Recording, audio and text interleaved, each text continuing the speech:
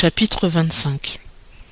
Voici encore des proverbes de Salomon, copiés par les gens d'Ézéchias, roi de Juda. La gloire de Dieu est de cacher les choses, mais la gloire des rois est de sonder les affaires.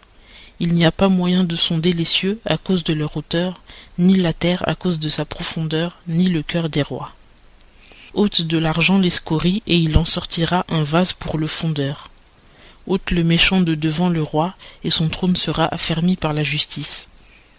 Ne fais point le magnifique devant le roi, et ne te mets point au rang des grands.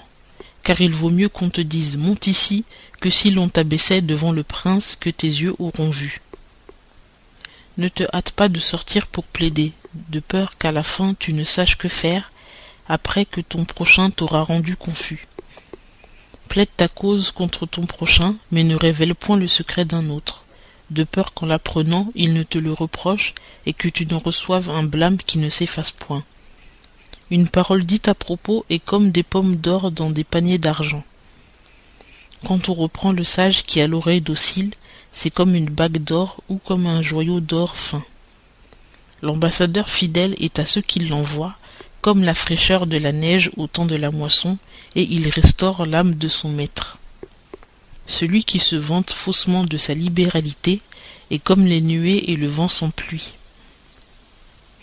Le prince est fléchi par la patience, et la langue douce brise les os. Quand tu auras trouvé du miel, mange-en, mais pas plus qu'il ne t'en faut, de peur qu'en en prenant avec excès, tu ne le rejettes. De même, mets rarement le pied dans la maison de ton prochain, de peur qu'il ne soit rassasié de toi et qu'il ne te haïsse. L'homme qui porte un faux témoignage contre son prochain est comme un marteau, une épée et une flèche aiguë. La confiance en un perfide au jour de la détresse est une dent qui se rompt et un pied qui glisse. Celui qui chante des chansons a un cœur affligé, est comme celui qui ôte son vêtement en un temps froid, et comme du vinaigre répandu sur le nitre. Si ton ennemi a faim, donne-lui du pain à manger, et s'il a soif, donne-lui de l'eau à boire.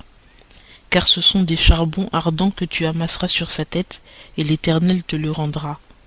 Le vent du nord produit la pluie, et la langue qui médit en secret produit le visage irrité. Mieux vaut habiter au coin d'un toit qu'avec une femme querelleuse dans une grande maison. De bonnes nouvelles apportées d'un pays éloigné sont comme de l'eau fraîche à une personne altérée et lasse.